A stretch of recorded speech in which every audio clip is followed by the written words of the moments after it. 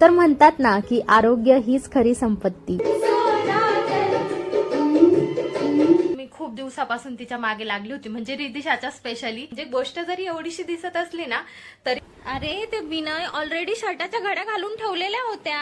पण काल त्या एपिसोड मधली सांगण्याची गोष्ट म्हणजे ना डोकं थोडंसं दुखल्यासारखं होतंय, म्हणजे बाहेरचं वातावरण असं झालंय ना।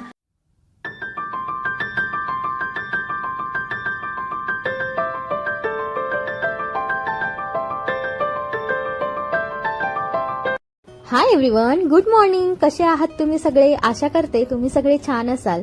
तर म्हणतात ना की आरोग्य हीच खरी संपत्ती, तर ते आरोग्य आपण जोपासलं पाहिजे। बघा ना, जेव्हा आपण आजारी पडतो तेव्हा दवाखान्यामध्ये जातो आणि खूप सारे पैसे आहे ना, मग पण तेच जर आरोग्य चांगलं असेल तर आपल्याला आपलं जे काम करायचं आहे ते सुद्धा होऊन जातं आणि माइंड सुद्धा फ्रेश राहतं। म्हणून दिवसातून कमीत कमी अर्धा तास तरी आपण स्वतःसाठी काढला पाहिजे। आणि इथे ना माझ्या सकाळची सुरुवात ही मस्त छान अशी सायकलिंग करून होतीये। म्हणजे जेव्हापासून ही सायकल घरामध्ये आलीये ना, सायकल चालवायची, समोर काहीतरी लावायचं आणि मग एक्सरसाइज करायची, आनंद असा दुप्पट होऊन जातो। चला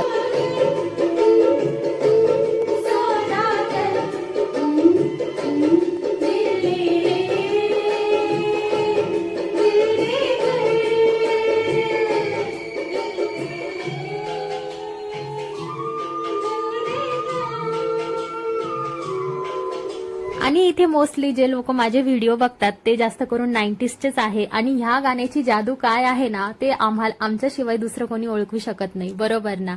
तर तुम्हाला कोणते गाणे आवडतात ना हे कमेंटमध्ये सांगा। तर अशी मी ही एक्सरसाइज 15 ते 20 मिनिटं करून घेतलेली आहे। सो हाय एव्हरीवन, विनय आणि रिदिशाला आहे ना स्कूलच्या सुट्ट्या लागलेल्या आहेत। तर मी खूप दिवसापासून तिच्या मागे लागली होती, म्हणजे रिदिशाच्या स्पेशली, की तिचं जे कपाट आहे ना, हे बघा आता तिने रिकामं केलेलं आहे, कारण की तिने घड्या घालायला घेतलेल्या आहे। खूप दिवसापासून मी तिला सांगत होती की रिदिशा तेवढं क्लीन करून घे म्हणून, कारण की कसं आहे ना, व्यवस्थित ऑर्गनाइज राहिल्या ना वस्तू की मग त्या टायमावर आपल्याला भेटतात। आणि तिला पण आहे ना थोडंसं जाणवलंच ते, कारण की तिला कधी पॅन्ट भेटायची तर त्याच्यावर टी शर्ट भेटायचा नाही, टी शर्ट भेटायचा नाही, तर म्हणजे असं जे असतं ना मॅचिंग मॅचिंग मुलींना आहे ना घालायची खूप छान आवड असते। तर मग तसं तिला काही भेटत नव्हतं। मग शेवटी तिने आज फायनली डिसिजन घेतलाय की नाही, मला हे कबड्डी क्लीनच करून घ्यायचंय म्हणून तिने पूर्ण पसारा आता आहे ना बेडरूम मध्ये बेडवर घेऊन गेलेली आहे आणि व्यवस्थित अशा छान घड्या घालून ठेवते।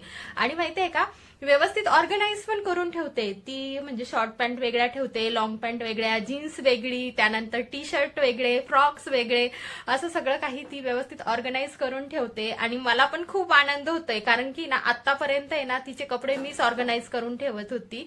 आणि जेव्हा आपण स्वतः काम करतो ना तेव्हा त्या गोष्टीची जाणीव आपल्याला राहते। म्हणजे ना याच्या आधी ना मी स्वतः तिचं कबड ऑर्गनाइज करून ठेवत होती, त्यामुळे ती ना कपडे काढताना कशी पण काढून घ्यायची।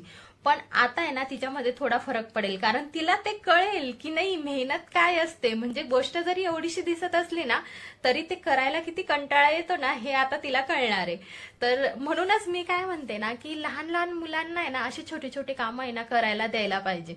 म्हणजे तुमचे कामं तुम्ही करा ऍटलिस्ट, म्हणजे ते कामं केल्यानंतर ते काम करण्यासाठी किती वेळ लागतो हे त्यांच्या लक्षात राहतं आणि त्यानंतर मग त्या गोष्टीची ते व्यवस्थित काळजी घेतात असं मला वाटतं।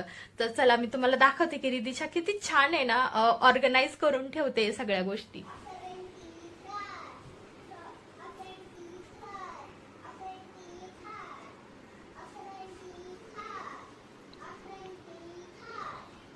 तर इथे बघा माझी मुलगी इतकी क्यूट आहे, आज मला खूप क्यूट वाटते माझी मुलगी कारण ती इतकी छान तिचे कपडे ऑर्गनाइज करून ठेवते। बघा तिने लाईनीत असे व्यवस्थित ऑर्गनाइज, म्हणजे कपड्यांच्या घड्या करून ठेवलेल्या आहेत आणि इथे कपड्यांचा ढिगारा बघा किती आहे।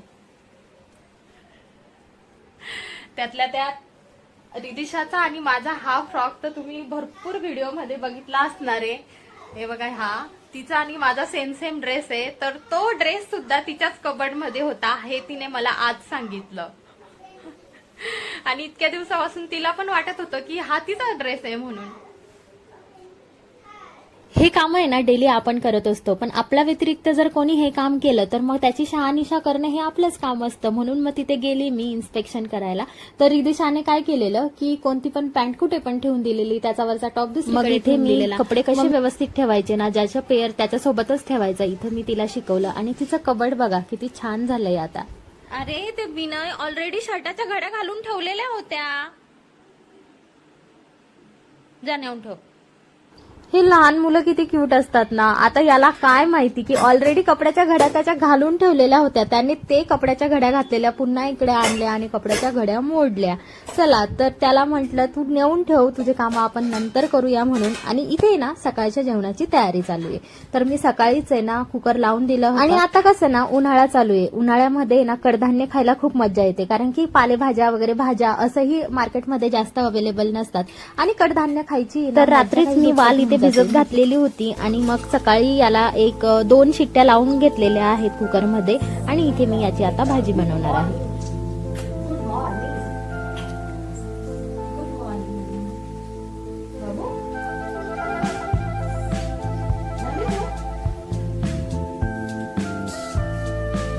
मी माझ्या रोजच्या कामामधून आहे ना थोडा वेळ हा टीव्ही बघण्यासाठी काढत असते. आणि काल असंच बोर होत होतं म्हणून नेटफ्लिक्सवर आहे ना कपिल शर्माचा शो लावला.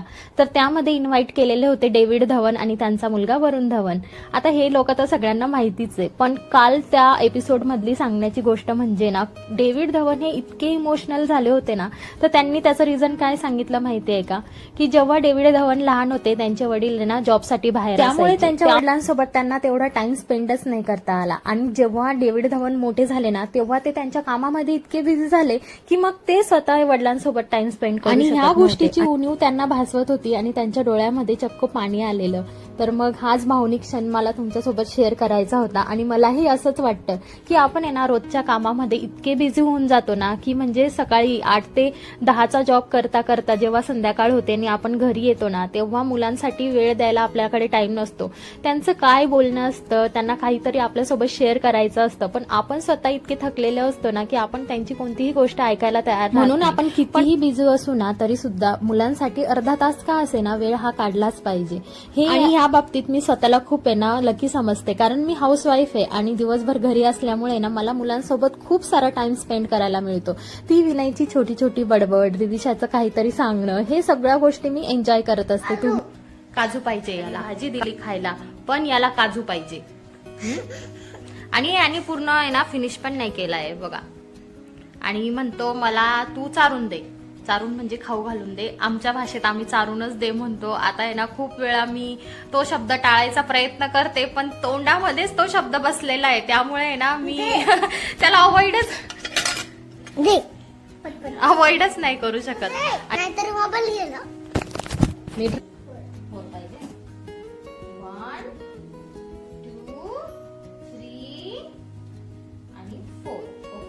लहान मुलांनी जर एखाद्या गोष्टीसाठी हट्ट केला ना तो पूर्णच करावा लागतो, नाही तर आपल्याला पुढचे कामच करता येत नाही. इथे विनयला त्याचे आणि आता बाहेरचं क्लायमेट असं झालंय ना की एकदम रखरखतं ऊन पडतं. आणि मग म्हटलं चला उन्हाळ्याचे काहीतरी काम. खूप दिवसापासून माझ्या माइंडमध्ये होतं की मला शूज क्लीन करायचे. आज फायनली मी त्यांना आहे ना क्लीनच करून टाकलं, असं चकाचक केलं आणि बाहेर रखरखत्या उन्हामध्ये वाळत सुद्धा घातली. आज सकाळपासूनच रिदिशा मला माझ्या कामामध्ये मदत करतेय. तर इथे बघा गाईज इव्हिनिंग. आणि इथे खूप दिवसानंतर आहे ना मी चहा बनवायला ठेवलाय. आणि स्वयंपाक करणारच होती पण आहे ना डोकं थोडंसं दुखल्यासारखं होतंय. म्हणजे बाहेरचं वातावरण असं झालंय ना, कधी पाऊस येतोय, कधी ऊन पडतंय, कधी एकदम सावली येऊन जाते, असं आमचं काही बाहेरचं वातावरण झालंय. थांबा तुम्हाला दाखवते. तर आत्ताच थेंब थेंब पाऊस येऊन गेलेला आहे. आणि आता इकडे बघा सूर्य. चला संध्याकाळची चहा तरी घेऊया आज खूप दिवसानंतर.